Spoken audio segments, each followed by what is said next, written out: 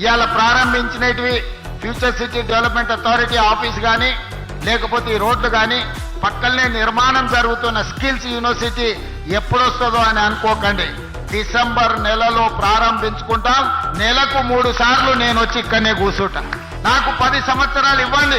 New York ఉన్నోడు కూడా Bharat future city నేను చూసి వచ్చిన చెప్పుకునే విధంగా ఈ రోజు ఈ నగరాన్ని నిర్మిస్తా. హైదరాబాద్ కి సంబంధించి గవర్నమెంట్ ఏం చేసిందంటే హెచ్ఎంఆర్ గా విస్తరించింది.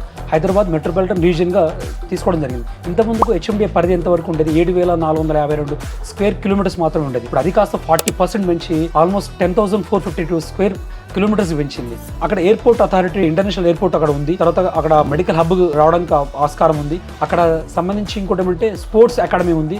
తర్వాత ఎక్కడ కూడా ఇంతవరకు భారతదేశంలో ఎక్కడ కూడా ఏఐ కోసం ఒక 200 ఎకరాలలో గవర్నమెంట్ అలాట్మెంట్ చేయడం జరిగింది. స్కిల్స్ డెవలప్మెంట్ కోసం అలాట్మెంట్ చేయడం జరిగింది. ఫార్మా సిటీ కాస్త ఇప్పుడు ఫ్యూచర్ సిటీగా కన్వర్ట్ చేయడం జరిగింది. సాగర్ హైవే నుంచి ఫ్యూచర్ సిటీ మధ్యలో ప్రాపర్గా అన్ని పర్మిషన్స్ ఉండి వాళ్ళు పెడితే ఖచ్చితంగా మంచి రిటర్న్స్ వస్తాయి.